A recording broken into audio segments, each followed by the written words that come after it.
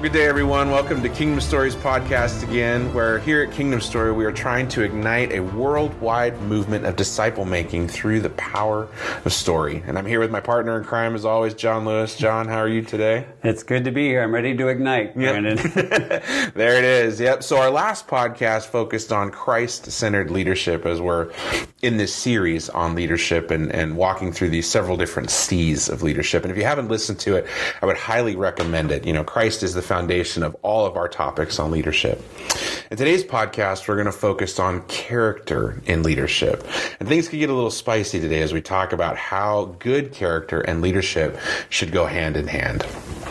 And, you know, we live in a time where good character is not the norm, right? Where people distrust leaders, in a time where we talk more about tolerance than we do about character. You know, so I think this is probably a good place to start. Like, what is character? And in particular, what is good character? You know, what do we mean by that, John, when we're talking about character? Yeah. Well, one of the ways I think about this, Brandon, is that character is who I am when nobody's looking. I mean, I can do something one time, I can put up a facade here or there in front of a group of people, but when nobody's looking, what I do, or another way to say it, it's what I do when things are difficult. And it's what I naturally do, what I repeatedly do, consistently do, that reveals my character. And in this sense, again, character can be good or bad. I mean, we can exemplify good patterns and bad patterns, good character and bad character. You know, the Proverbs talks about there's the way of the foolish and the way of the wise. He's really talking about two different kinds of character that develop in people. So when I think about good character, one of the words that I've used in my description of that in the past is integrity. And that's a word that people like. You're a person of integrity, which really, we think about it, the word integrity comes from integration. And integrating what? Well, it's integrating what you believe with what you do. When somebody does what they believe, that is integrity. So again, that could be good or bad. I mean, if someone could believe a negative conviction and then live that out, and we would call that bad character. But I think integration, ultimately, in a positive sense, is what character looks like. I did look up Webster's definition of character. A lot of different definitions, but the one closest to what we're talking about today, Brandon, was moral excellence and firmness. And again, there's a couple words here I really like. Moral, in other words, character has to do with the decisions that we make about whether we're loving somebody or not. To me, that's what morality is that sphere of relationships. Are we loving? So character has to do with how well we love. Good character then makes God-infused decisions about how I love others and I love Him. Then excellence would mean that we do it in a way that is a parallel with what God's on God's heart. And I love the fruit of the Spirit. This is one of our Kingdom Story lessons in Galatians 5. Lists out the fruit of the Spirit. That's examples of good character, kindness, faithfulness. So moral excellence, those are excellent attributes of character. And then firmness. I like this because it doesn't mean that we're perfect in character, but it means that when you come up against our character, our God-infused characters, this doesn't just, it's not like a house built on the sand. It doesn't just dissolve when it gets hard. It's like when the wind comes, and there's a lot of reference to that in Scripture, that when the storms and the waves come, there's something about godly character that doesn't give way. It remains consistent. So, for example, how can somebody be called a patient person if they're not able to be patient when it's hard to be patient? I know it's really obvious, but to me, all good character has to be exemplified, when it's not easy. So, yeah, that's good, John. Especially using the words like excellence and firmness, where there's not perfection. No, we can try to be consistent in the excellence and in the being firm, but being humans, we're going to slip, but I think excellence leads towards good character. Right. You're talking about good and bad. So why is character a big issue for leaders today, perhaps in a different way than other times in history? Yeah, I think, Brandon, embedded in your question, is the assumption that leadership is never easy, and it's always important for leaders to have good character. I think that there are a unique set of temptations for leaders one to forget that they're a follower, one to be too worried about what other people think about me, or, the incessant question of, do I have what it takes? We end up taking ourselves too seriously. So that's universal and perpetual. But I think there's some things going on today in our American United States culture, our church culture, and it is harder. And I think we cannot deny, Brandon, in the last couple of years, the sadness in our heart and also kind of the peaked reality in us that our leaders are the ones that many, many people are trusting are falling. Everything from, sexual misconduct in both Protestant and Catholic churches and leaders that have had to step down, parachurches as well as churches. There's been an incredible sense of disappointment. And I think there's a lot of reasons, right, in today that's different. One is the emphasis on the mega church, where it's very easy to be impersonal and not known as a leader, that you encounter the leader in an upfront situation. And so often what happens is that your leadership is leading entertainment or leading a concert, I like to say. And so people begin to consider who you are as your appearance, as your moment of leadership, as opposed to who you are as a person. I think that kind of erode people's sense of awareness of their own character, because they actually can become to think they are just what they appear to be. Mm-hmm. And social media, of course, just exemplifies this, right? So I think that's an additional. I think the other thing that I think about is that living in the United States in the last 50 years, Brandon, we have lived in the most material, prosperous season, some people say in the history of the world, in terms of the amount of needs that, are automatically met, not for everybody, but for the majority of people. And I've just pondered a little bit about that letter in Revelation 3 to the Laodicean church. That's another one of our kingdom story lessons, right?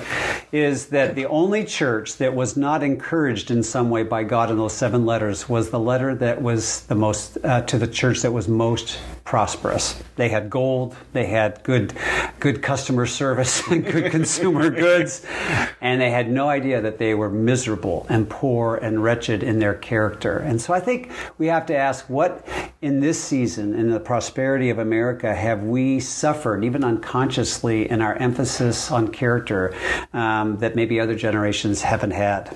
Yeah, I think there's, for my generation and even those younger than me, I think we have a distrust for those that are older than us that are in leadership or in authority for multiple different reasons, whether right or wrong, right, in that. But, you mentioned a lot of moral failure that has come from that, or even decision making. For me, I don't think there's been a lot of modeling, in leadership. There's been an expectation of how I should conduct myself, but not seeing that lived out, And I do think times are different, very much now than they were before. You mentioned social media. I think there's so much of a rock star presence that's more prevalent now because you're not necessarily known, but you're seen far more through social media. And there's seems to be this unwritten expectation that I have to look good on the outside, but having to maintain such a high level of almost like performance. Right. Yes, I have to perform to keep you following me as opposed to being somebody. Right. I mean, I just think about the people that we do follow, our celebrity types or athletes or such, and but not so we don't necessarily idolize teachers, right, or the common folk in our community that are really exemplify good character, but they're not as known or as seen, as some of these others. And not to say anything bad about athletes, but we just tend to be drawn more towards that than we do. Well, John, you mentioned earlier, kind of in this podcast, talking about just when things get hard, and maintaining our integrity or maintaining our excellence, even when those things get hard. And so, my question is, what is the role of suffering in creating character? Yeah, which is particularly relevant not only because the Bible is mostly about a people who are suffering, right, but also the last few years of life on this world with COVID and the realities. And I love the scriptural image, just to start with a metaphor that our character is refined like in the fire. So again, they put metals in the fire. You probably know the process of the impure realities in the metal coming to the surface. And so there's that image, that something has to get hot and uncomfortable before we're purified. So I think that the part of it's interesting. I think there's a lot of suffering that comes with leadership. Complaining people, difficult circumstances, money that needs to be raised, seeing ourselves less than we thought we were. There's a lot of hardship, and so part of for me in my own journey here, Branden, is I have seen my leadership roles as putting me in a place where I have to grow in my character because I see sides of myself that I wouldn't see otherwise. I think of parenting as an example of leadership. Your parents often will say, "Oh my gosh, I had no idea that I had this, and this in my character until I had kids." And so, same thing for leadership. And so leadership is one of the places where a passage like Romans 5, comes alive for me. Is that suffering brings on perseverance. And so the choice to stay in it and not move away from the fire, that there's something about relentless about the difficulties of our world and leadership that eventually move to, as Romans 5 says, then it produces character, and so there's this process that's a little bit mysterious because it's the Holy Spirit, but it seems like you have to travel through suffering. I'm hoping, Branden, that the suffering of COVID and the realities and the fractures around the world, I'm hoping that it will lead us to more godly character, but without God's leading and helping that, I'm really not sure that's happening. And I think just simply suffering doesn't equate to good character. No. There's a lot of choices that have to be made within it. As you said, that excellence must be maintained, firmness must be maintained. As we think of the COVID reality, as I've seen a lot of leadership go the wrong direction now that they've come into a place where the fire's been turned up. Well, right. And suffering in some ways, Branden, has revealed who we are and our character. Right. Not just, as nations, as individuals, as communities, things that people that we thought had good character, all of a sudden, the way that they're acting is inexplicable. It's revealed. So I think that there's been a great revealing of our character in suffering as well. That's probably non-negotiable. Right. Suffering will reveal character, but it won't necessarily transform. So yeah, really well said. Yeah. So let's take a minute and explore why is a leader's character, we're talking good character and excellent, not perfect, right, but excellent character. Why is that important to leadership? Yeah. Well, even the word leadership can bring to mind a set of practices, right? A good leader does this. They set and vision, they delegate well, et cetera, et cetera. But I'm wondering if that moves us away from the reality that leadership starts with the leader. It's the first 6 letters of the word leadership. And so who we are as a leader, I think, is actually almost more important, than what we do. Ralph Waldo Emerson famously said, who you are is speaking so loudly that I can't hear what you're saying, which is a way of saying who you are is way more important than what you do or say as a leader. And so remember that in a previous podcast, we defined leadership as that is, it motivates and moves people to where they would not naturally go. And so people are more moved to go where they naturally would not go by not only people who speak, but by people who live well, who have modeled something in their life that inspires them and it evokes a desire. I want to follow that person because there's something of who they are that I want to imitate and be like. And so people ultimately are not following a vision statement. They're not following a purpose statement or a set of values as much as they are following people that they're in relationship with, i.e. their leaders. And so I think that's what happens is that if a leader is not modeling something that is higher, a value of character in your own life, and you're not inspired by that, then when they ask you to do something or when they take steps of leadership, there's something in us that wilts, that just says, I don't want to follow that person. And so all kinds of corporate culture, organizational church culture begins to, decay when there's this disconnect of the leader's character with the leader's actions. So, yeah, there's a saying that I used to hear, when I was younger. It was, "Do as I say, not as I do," right? And I understood it for a while, or I took it, but now that I think that just speaks to what you're saying here, that who you are is speaking louder than what you're saying. And when the words and the character didn't match up, it made it very difficult for me and many of my peers, at least, to follow or to do what was said, because you're not doing it. Right.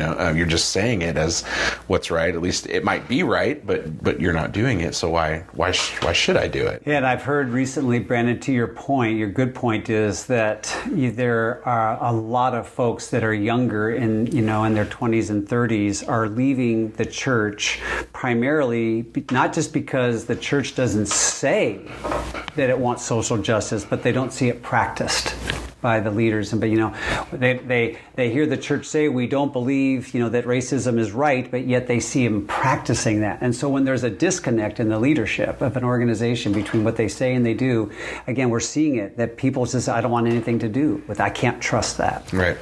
And a lot of times it seems like we're, instead of trusting in character, of somebody, we're looking at giftedness, or charisma, or other types of attributes rather than character. Well, and that's what you need to create a following of people who only see you up front. Right. Yeah, you need charisma. You don't have to have character to play that role. Well, and I think that's going to lead us into our kind of another story that we have of Kingdom Story. But John, what happens when leaders are promoted because of for their gifts or their charisma, but they don't have the character, nor are they willing to work on their character? Yeah. So I think this is a real problem, and I've seen it. There's a real temptation when the harvest is plentiful, Brandon, but the workers are few, and it's hard to get people to volunteer, and it's so tempting to just fill a spot with somebody who has the gifts and not take the time to really kind of boot camp people into a sense of they're ready to have the character that will match the challenges of leadership. So one of the, as you mentioned, one of the stories we do in the Kingdom Story is the story of David's anointing as king when Saul was not faithful as the first anointed king, to the word of the Lord, to obeying God as king. And so for me, this has been such a helpful, comparison between Saul and David in terms of this question of the preparation of character before you take on a role of leadership. Here, they're both warriors, they're both young men in their tribes, and all of a sudden they are anointed, both of them get anointed into the place of king. They're the king of their nation. That's a huge jump in the leadership responsibility.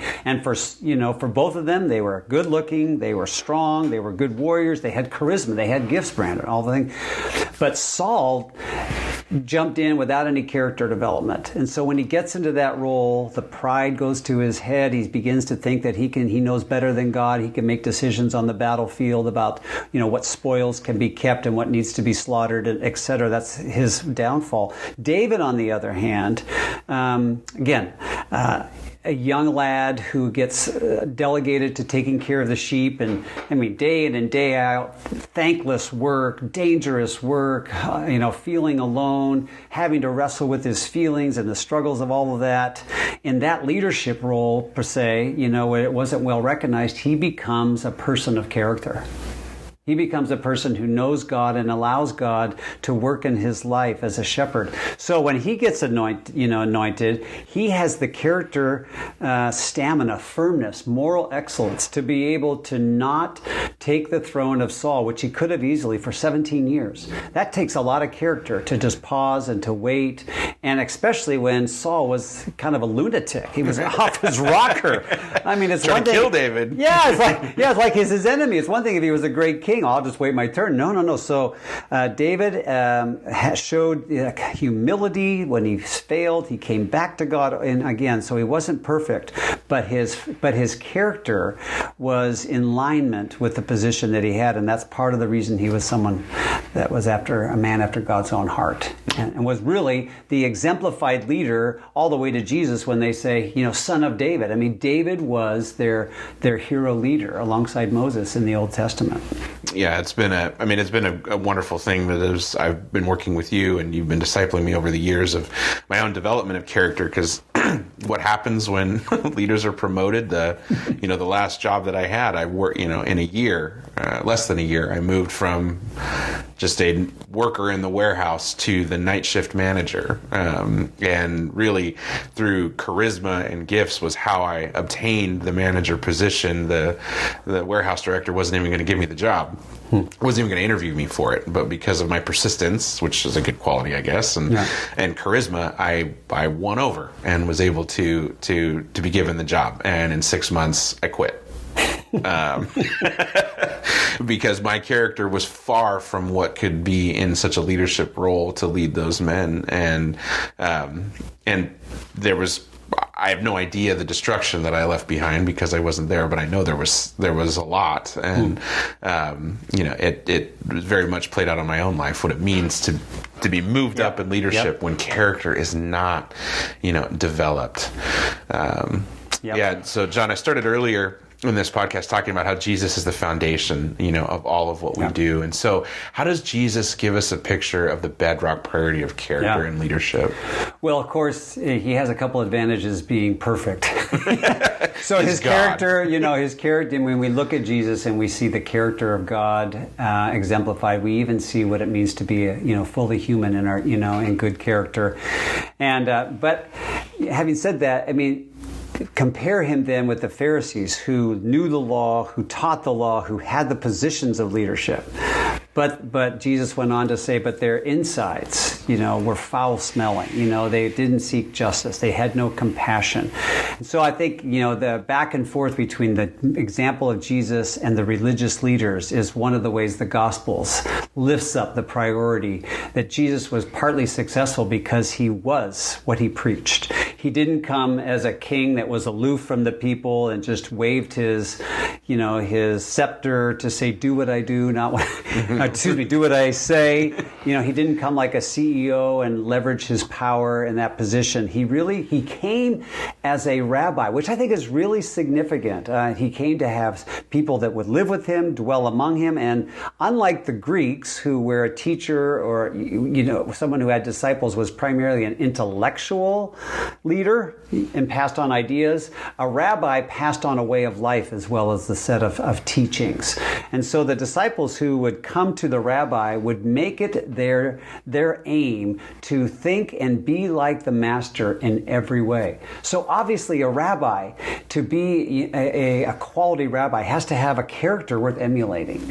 And so that was part of the genius of Jesus, was to come as a rabbi and then to call disciples who then would say, well, what would the master do? So I just love that humble way of coming that really exemplifies character. The person matters because those who follow want to emulate, who we are as leaders. Yeah, and I think that, that touches on, again, what we're trying to do at Kingdom Story to ignite this worldwide movement of disciple making, and COVID revealing the reality that I think in the churches we haven't made disciples. The character's not there. That we're not able to follow our leaders in such a way that we're learning Christ-like character. We don't even know of ways to follow Christ, to emulate his behavior. We know a lot about him, right? But what would the master do is not necessarily a question that comes. We have the bracelets. What would Jesus do? But I think that it's fallen by the wayside. Over the last several years, and but what does it mean to follow our rabbi, follow somebody incarnationally that's in our midst, and to learn what it means to have good character, but then what to do when we fail. And you can't pick all that up from a sermon. In other words, or from upfront leadership, you have to be involved in people's lives as leaders for that to be transferred and watched.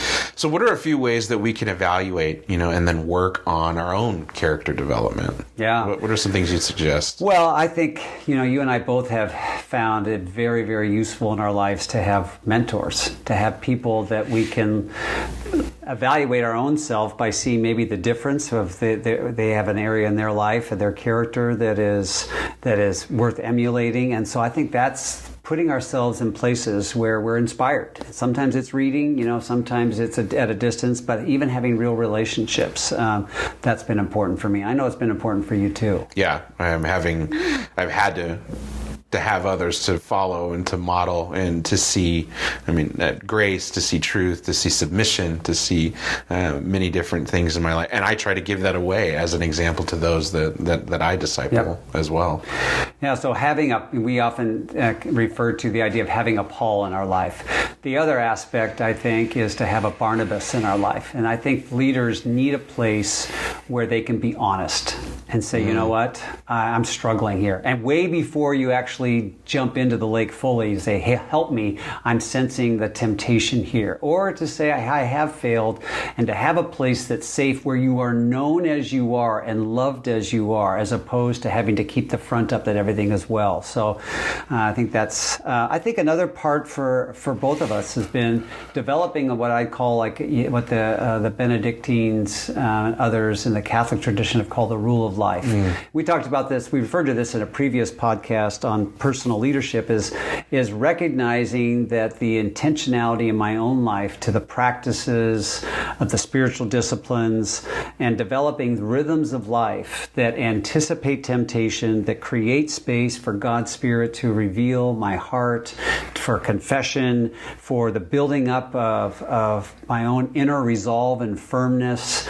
There's a deep connection, I think, between the practices preparing us for suffering to actually make our character better, or real life to forge in us good character, as opposed to just falling into the temptation. So I would say to a leader in current, or a leader in becoming a leader, what are the spiritual practices? What's the rule of life, the rhythms and the relationships that surround your life that will, in some ways, strengthen your momentum, in good character, and give God space to do that miracle in you. Yeah, and there's a few practices that I do that have helped me, do this, and multiple other things, but I think silence and solitude is a huge one, especially in today's technologically overwhelming, world. The amount of data that really comes at us every day. We get more in one day than people 100 years ago got in an entire lifetime. And so getting away and being in silence, having some solitude is I think, crucial to our development. Being alone with our own thoughts, getting away from people, and having to kind of sit with our own feelings and not be distracted by what the world gives us. Worship and prayer has been a big one for me. I'm not the center of the universe, and worship helps me remember that I'm not the center of the universe. And then I think prayer is another thing alongside worship that helps center myself. Almost like meditation. There are multiple different types of prayer that just help me to remember that I'm not the center of the world, and that God is really in control of this, and submitting to that reality. And the last one, which I'm actually trying to do better as part of my character development, is service. And I think I do serve well, but I think there's doing a mundane, no glory task or tasks, every week after week, that just helps you remain humble. It helps you, get work done that needs to be done, but to remember that it all needs to get done. And all right. Nobody telling me that I'm amazing while it still gets done, I think is good for character development. Yes. And part of what I hear you saying that is that in some ways your practices remind you who you are. Yeah. Right? Yeah. And part of our character comes out of who we are. Again, integrity, that what I do comes out of who I am. And so the temptation of leadership is to think I'm something that I'm really not. Right. Jesus said, don't be called leader. And so it's like, don't let your character move to the place where you think too highly of yourself. So the practices of prayer remind you who you are, and worship remind you of who God is, and He's the real leader. And service is just a reminder that I'm not above doing the mundane. I'm meant to have a character of a servant, so great examples. Yeah. Well, John, this has been a great discussion on this, and I know we'll have much more of this will come out as we continue our series. Is there anything else you'd like to say just on the idea of character and leadership? Well, no, other than just I think one of the real, the joys and the unique aspects of our relationship is you've seen my character for better or for worse, and but learning, learning how to work close enough together that not only do you benefit in your leadership practices in the organization, but you also get the chance to really live life together and see each other at our best or worst, and to be honest about that with each other. Our relationship has certainly been something that God has used to forge as well as reveal my character. So I'm grateful for you. Yeah, well, I'm grateful for you, John. Yeah, this is working here is definitely not a place of shame. It's a place of growth, and we get to bring what we have to the table and allow God to continue forming that in the fires of the things that we do. So, we hope this has been, just enlightening, and that you can see not only that John and I are both flawed in our own ways and continuing to submit our lives to Jesus and to have Him develop our character. This is a lifetime journey, of following after Jesus. And so we hope this has blessed you in some way. We'd love it if you'd follow us on Facebook. You could subscribe to our channel on YouTube. We'd love it also if you'd come and see our event on March 19th as we celebrate and we just honor what God has done all throughout our ministry. We have this event every year. And so, we'd love to see you there. And you can find all this and more at our website at www.thekingdomstory.org. Yeah, and if they're not local, they could see it virtually, right? Yep. I mean, there'll be a virtual option on our website to see this, to see the people and hear the stories that are making Kingdom Story 2022 what it is. Yeah, and that is really in large part due to those of you that are listening. We thank you for all of your support, everything that you've done, and we just pray that you're part of that worldwide movement of making disciples, and that this can make you stronger in your following of Jesus. And until next time, we hope that you find your place in God's story.